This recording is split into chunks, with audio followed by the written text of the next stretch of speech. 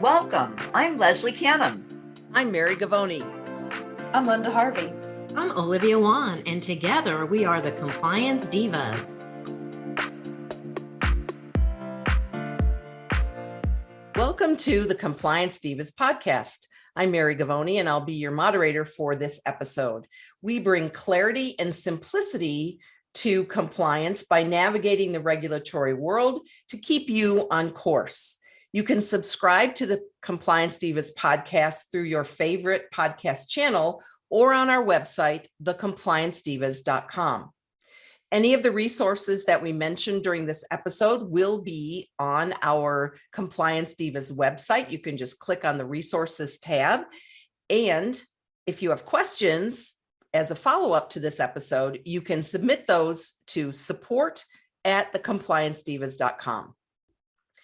Many dental practices have been dealing with a little bit of confusion from patients and questions even from team members about the updates to the CDC masking guidelines. And what we want to do is clarify what it is that the dental practices need to do and why it's different from the guidelines that were issued for the general public and the criteria for whether you need to be wearing a mask or not. So Linda, can you give us some information about the new criteria that are being used by the Centers for Disease Control and how that affects us? Mary, with all the confusion about which CDC guidelines to follow, we must now keep in mind that the CDC has different COVID reporting tools. So I'd like to discuss those briefly and help our followers to understand that there's one more thing they need to really key in on when deciding what to do in their practice following the CDC guidelines. First, the CDC's COVID-19 community levels tracking is used to determine the impact of COVID-19 on communities, not healthcare facilities. And it's intended to be available to public health departments at the county and the state levels, so those agencies can take the appropriate action for their communities. And maybe it's easiest for our listeners to think of that community levels in terms of general purposes, in other words, not healthcare. So briefly, when the CDC is determining the community levels, they look at a combination of three metrics. They look at the new COVID-19 admissions per 100,000 population in the past 7 days. Second, they look at the percentage of staffed inpatient beds occupied by COVID-19 patients. And third, they look at the new total of COVID-19 cases per 100,000 population in the past 7 days. And that's how they determine the community level. And so it's important, not that we have to memorize those three metrics, but we realize that they are different than what's used to compute the healthcare metrics. So it's important to keep that in mind. So the other side, well, before I go into the other side, those three metrics that I just mentioned are then organized into the three categories: high, medium, and low. And that's what we've been hearing about on the news, that most of the country is in the medium or low category. Well, we just can't take and run with that for a healthcare setting, especially in dentistry where we're producing aerosol generating procedures. That's what's happening in the community. So the second level that we look at, which is where healthcare facilities should be watching and tracking, is the community transmission levels. And the key word here is transmission levels. Those levels are provided for healthcare use only. So when checking the transmission level in your county, be sure you use the right CDC healthcare tracking tool for healthcare facilities, because those ratings are still in the 4 category groups: high, substantial, moderate, or low. So just to draw that distinction again, the community levels are grouped into 3 categories: high, medium, and low. But for healthcare facilities, we have to look at the right tracking tool to ensure we're determining whether we're in one of the 4 categories: high, substantial, moderate, or low.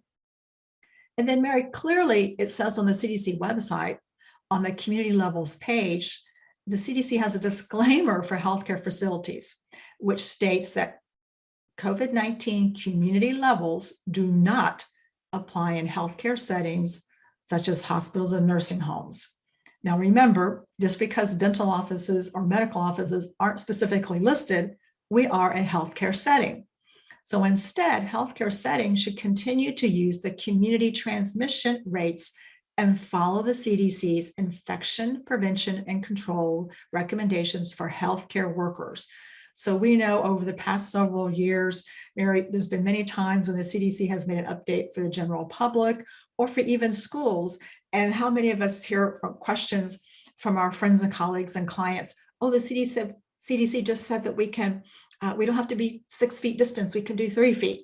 And clearly that was for school settings. So I just want everybody to still keep your radar up, because there is a distinction, and it's just calling us all to pay attention at a level, very, very detailed level, Mary.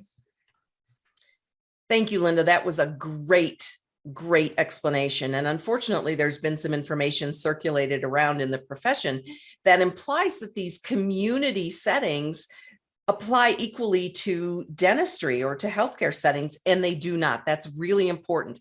And keep in mind, even though the community levels tend to be lower right now in many parts of the country, we still have looming on the horizon the potential for another surge with yet another variant of the Omicron virus.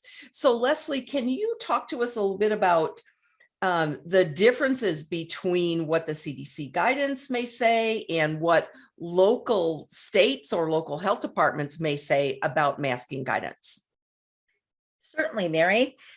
You know, we always have to look at what's going on in our community. Our public health department will give us guidance on that. And also we have to look to see what state regulations apply, because they may be different and actually contradict what CDC is saying, particularly when it comes to masking based on the community spread versus transmission, as Linda had explained.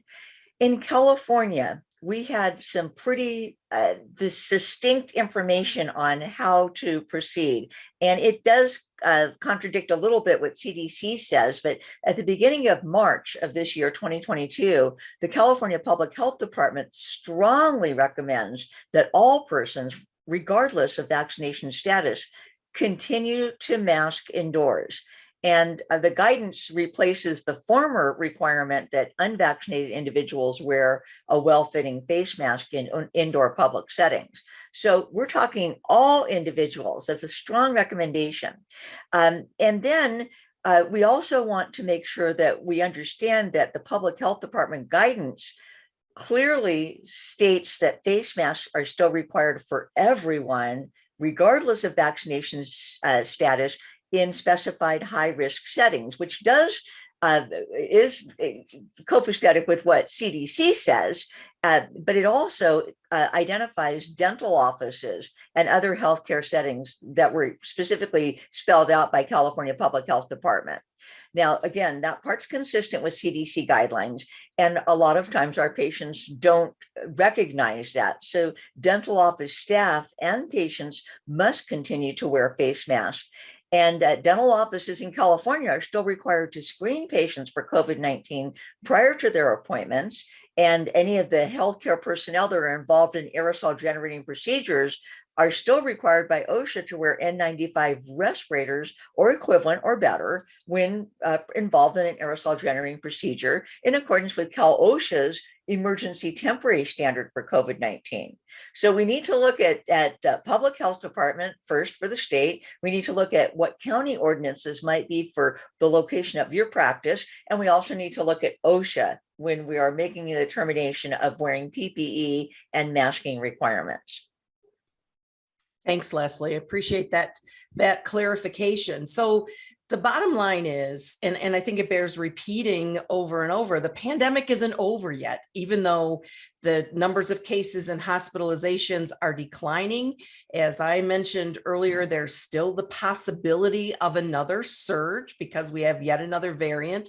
But in so many cases, both the general public and those dental professionals working in our dental practices across the country are tired of it. We don't want to hear about it anymore. We don't want to do all these special things anymore. But the bottom line is it's not time to let our guard down yet.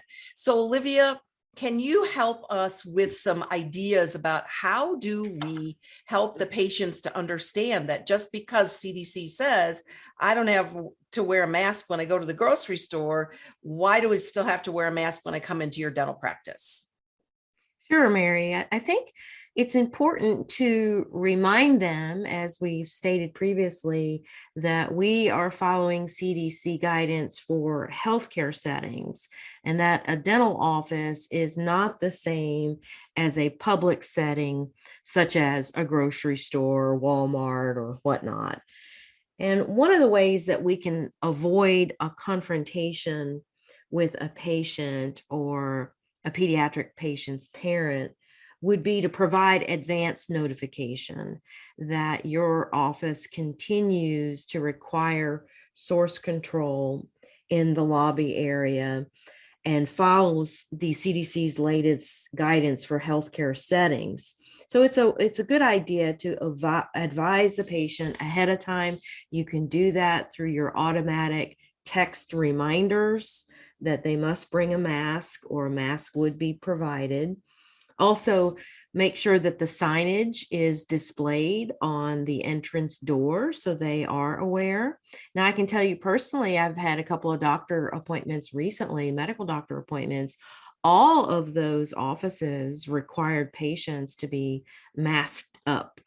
And so as dental professionals, we cannot let our guard down and follow the wrong set of guidance, that we are following CDC's guidance for healthcare facilities. So I think, Mary, the best thing is to inform the patient in advance of the appointment and continue to support the guidance that we have from CDC and also any state and local health departments that would have input for us, and following those trackers to see what the risk level is. So Mary, that's the best we can do. And I realize it causes patients to be upset, but as you stated earlier, we're still in the pandemic.